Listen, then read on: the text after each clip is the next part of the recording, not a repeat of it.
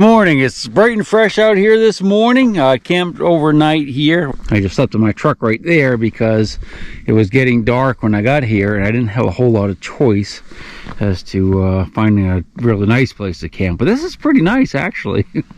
Just give me a quick view around. I am at the Agua Fria National Monument right there. We're in Arizona. And we're going to explore the Pueblo La Plata community that was here 750 years ago. I'll just give you a quick shot of the text there, and maybe I'll post a picture at the end too, so you can see what we're going to do. Basically, this was like a town. Said it could have had several hundred people, 80 to 100 rooms, and was here back around 1450, up until about 1450 when everyone just kind of disappeared. This is kind of what they think it might have looked like, something like that. There were no doors or windows in these structures. You had to climb a ladder to get in and drop in a hole in the roof. They think they did that for protection against enemies. The time period when these were built, there was a tremendous drought. And the archaeologists and scientists think that what happened is, you know, there used to be communities down in these valleys, river valleys, and they had irrigation canals, and they were farmers. They grew corn, squash, and beans. But a drought set in for a couple hundred years, and resources, food got scarce. There was a lot of warfare, so they started making these castles, basically, for protection, and also like the cliff dwellings. If you know about like the Anasazi cliff dwellings, which aren't that far from here, all the same time period during a drought, which is exactly what we're going through right now out here. There's like a 1200 year drought or something like that, and it's really dry, although it rained a little bit this past summer, so it's greener than it has looked out here in a long time. Go ahead and look at these, okay? We are here. We're going to hike out this trail to the Pueblo La Plata. We may or may not hike out to Fort Silver and check that out, but for sure we're going to check out Silver Creek. And after that, we're going to go on a cross-country hike out that way, because I can see another structure, another pueblo. I'm going to share a quick little story first. When I first got here last night, again, it was kind of getting dark, and I looked at the sign, talked about Pueblo La Plata, and the mound in front of you is what remains of the prehistoric pueblo. So of course I immediately look over here and say, wow, it's right there. So I go through the little gate. Those gates are designed like that so cows can't get through it, but people can. And I come over here, follow the path. I come over to here, and I'm like, wow, this is pretty cool. It's a big round structure of some kind. The rocks are on the outside, but I'm looking at it thinking, man, there's no way. Look how gigantic these rocks are. And you know, there's not enough here to have been a building. Then it dawned on me that there's another one right beside my truck that's round and identical, and what this actually is are cow ponds that the rancher built to put water in for his cows. But apparently that didn't work very well. So that's not the structure. Structure's on that hill over there. Did want to show you this real quick on our way over. There's a truck and those cow ponds I was telling you about. And here's a pipe that the rancher put in that goes down through here. It goes all the way down into that canyon. So imagine what the plan was probably to pump the water up into those tanks right there and keep them filled for the cows. Now, why they didn't use like a big freaking metal barrel or something, it seemed like it would make a lot more sense, but they didn't. So we made it to the little Pueblo La Plata, which of course is Spanish. Pueblo is town, and Plata is silver. I remember that the Spanish actually settled this part of the country long before the British even thought of settling the east coast of America. The Spanish were already out here a long time before that. But anyway, this is the village that was abandoned around 1450, they think. All basalt, dry stack stone all around. You can see it. Lots of rooms in here. Goes way down through there. You can see it. You can even see it way down there. No outside doors or windows to climb in through the top. But you got to remember, as far as being defensive back then, they did not have to worry about cannons or guns. It was just bows and arrows and spears. So if you had walls that were high enough, you could just stand on top and throw rocks at people. And it would be just as effective as, you know, trying to shoot an arrow at them, because they didn't have like really powerful arrows back then, bows and arrows. Again, the water's down in the bottom. We're going to look at, we're on this flat mesa here. The fort or whatever they're calling it is out on that point, and we're gonna go look at that. So you can see all around, you can see enemies sneaking up on you. Give you plenty of time to get into the Pueblo buildings themselves. These would have been farm fields out in front of us when we walk across it. You see the soil looks actually really good, and they would have had all their crops growing out there. They didn't have any domesticated animals like the Europeans, well, as far as like cows or goats or horses. And they didn't use the wheel, which is really weird, because they actually had wheels, but on like little toys and stuff, so I've read, but they never developed the wheel into something that you could make a little wagon and carry, you know, drag behind you or something like that. I guess because they didn't have horses or goats or cows to pull them. Just looking at the ground here, you can see this is all this pottery in here. That's all pottery from the day. I mean, that's really old stuff, scattered all through. There's a bunch that people picked up already, kind of sat on the rock. So, I mean, you can look at this stuff. That's the edge right there, near the top. But you can look at this stuff. You're not supposed to take away with that. Okay, so before we head out of here, let me just point something out to you real quick that I just noticed. Look how massive these walls were. They were actually quite wide. And I suspect they probably filled between the rocks with dirt. It looks like there's a lot of dirt in there. There's no reason for there to be that much dirt up in here now. You can even see it in there. It's not mortar, but there's dirt in there. And the ground is just carpeted with pottery out here. That's all really old stuff right there.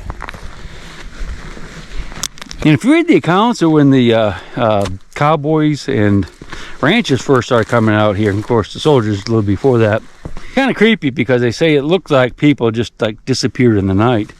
And I guess they kind of did. They just up and left.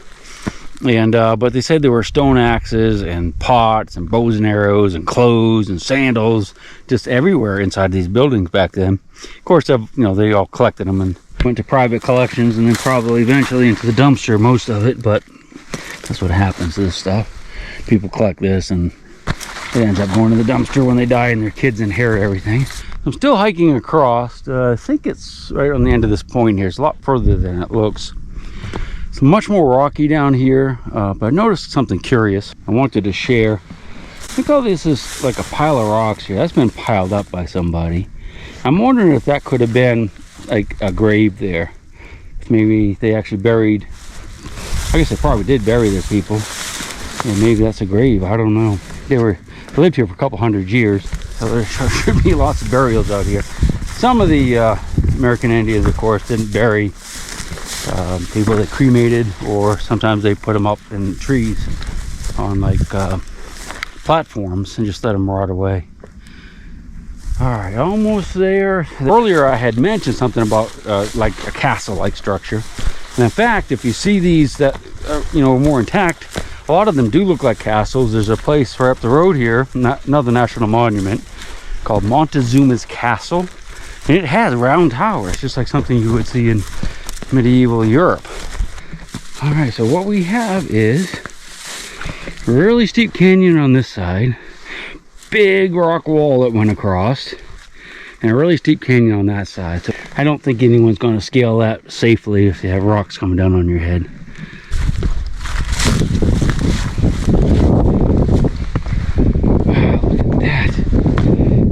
Shoelace. It's not very tight, is it? Yeah, so very defensible. This whole point right here, you know, point of land. There's no running water there, but I could hear it up in there. So there's a spring up in there we're going to go look at. Looks like a ranch down there. That's the road I came in on. And we're going to go cross country over that direction. This area right here originally interested in me because there were ranches in here back in the 1800s when the Apache Indians would raid through here, and they killed everybody. They just wiped everybody out. And so a lot of the Apache war stuff that created other problems happened right here. Here's some people over there. Look over there, there's a couple of people sitting in chairs, maybe 3 or so. They probably camped up over the side. They're like, what's that guy doing over there ruining our morning? We're leaving anyway, so don't worry. We're going to have to go back to where we started to get down into that canyon, because there's no way I can go down this cliff right here. So give me about an hour. Yeah, we're not too far from Phoenix, hour, maybe a little more. So these places have a tendency to get mobbed on the weekends. This is Saturday. When I say mobbed, you actually see other people. Come here during a week and you won't see a soul, typically. And it's, you know, this general area. There are other places out here where even on the weekends you don't see a soul for like as long as you're there, even if it's a week. So we're still hiking back to the truck, but I want to point out something that's kind of weird, and maybe someone out there can tell me what's going on here. But you notice they have all these like little baby sinkholes everywhere out here. And I've seen this in other areas out here, like just like this. It's like a little big hole there, holes here and holes over here. And the thing is, all that soil is going down into the ground somewhere, into some sort of cavity. And I don't know if there were ever like huge populations of some burrowing creature out here that made holes under the ground, but you can see they're everywhere and there's no mounds of dirt. Anyone out there can tell me what's going on with this, I'd love to know, because I just cannot figure it out. I have to ask you guys, what do you think this is? This is something that, of course, the government put out here, one of the organizations, and they're definitely purpose built. I don't think it's for a sign. Maybe it was. Maybe the sign blew off. Maybe that's all it is. I'm looking at it thinking, and maybe some sort of sighting device. Like if I look that way, there'll be another one or something. But I just don't know what that is for sure. Maybe it's a sign. Yeah, that's probably what it is. Going all conspiracy theory here. I won't even go into what I was thinking about. Thinking about what it might actually be. All right, so we're back at the truck. I'm going to drop off my jacket and pick up a little extra water. And we're getting ready to go on the big hike of the day. There is a sign in box right here. So you can sign in here if you want to, and just say why you're here and, you know, what do you think about the area. There's these little pamphlets here, but there's no map of this site. And now we're going to go on a really interesting hike, I hope. It's all cross country. There's no trails. Truck's there behind me. We're going to go over to this big canyon, drop down wherever we can find a place to drop down, and get up the other side, maybe over there, and head over towards those mountains. Look like interesting Indian ruins. And this would be from you know, Pueblo, stone buildings that they built were abandoned in like the mid 1400s. Again, there's no trails going over there, so I'm hoping it's going to be a really cool and fun hike, and not too rattlesnake strewn. We'll find out soon enough though, won't we? So this is our first obstacle, which actually looks like it's going to be pretty easy. There's actually a water pipeline going up through this gap. This is like the only gap around that you can actually climb through fairly easily. We're going to go down to the bottom, and I could hear running water down there last night when I first got here. Upstream it's completely dry, downstream it's completely dry, but there's running water in between, like somewhere down in there. Then we're going to go up the other side over there. I think we can probably get through a little gap over there. I can see some sort of really old trail that zigzags and goes up. It might be an old cattle trail or something like that. Watching out for snakes and broken bones, both. And we'll just do a little scramble down through. I'm going to put you away for now. So I'm able to pick my way through here without too much difficulty. And going up will be a different story. But those are the cliffs there, and the pueblos up on top. And if you listen, you can actually hear the water running. It's down in here somewhere. Well, you can probably only hear that airplane. That's the gap we just came down. And you can see, well, there's a fence going up there for cows, and that water line actually comes down through here. Very hard to get up over the side anywhere else than we just did. And of course, that side is pretty rough too, except I think we get up right there. But I wanted to show you how much pottery is down here. This is, of course, the Indian pottery. Now, naturally, they would have had to come down here to get water, probably. So that would have been a trail that they would have used. And maybe these are water jugs or something, I don't know. There's lots of broken pottery down here as well. They might have farmed down here closer to the water, but it's pretty rough territory. See some water over there, and I can hear it to our left. The place is loaded with grasshoppers. Ooh, and birds. These are birds. You got on your clothes and you stick. I'm just gonna stick to these pants and I'll find out. Nope. Put my shirt up. There you go. They didn't. Avoid these kind of things. They get on your clothes, and you just have to pull them off. They don't hurt you. Okay, now how green it is down here. This is really cool. That's a little waterfall I heard, I bet. There's some grapevines. It's probably wild grapes. There are wild grapes out here. Too late in the season for them now. Yeah, look at that. Nice little stream. That's what I heard tinkling. I guess it wasn't a big waterfall, but it's nice and clear. And I'm pretty sure it goes back underground, not far from here. I think it starts right in here. Yeah, look, see that? How that's all yucky looking. That's like probably some type of sulfury compound. So there's a spring coming up here. You take a stick, and we muddy it up, and we'll see the water movement. See how black it is? That's like sulfur. And it should slowly work its way this way depending on the flow. You can see it is. You see things are moving this way. Kind of smell it too, so it's definitely sulfur.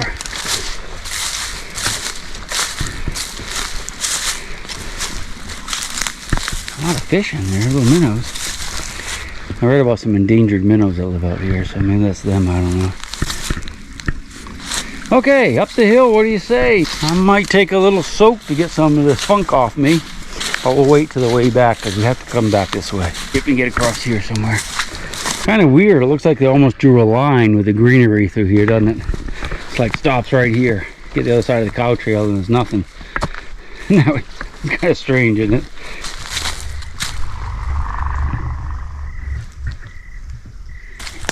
Yeah, that thing sounded like a rattlesnake over there. Those are actually quail, and that's what they hunt out here.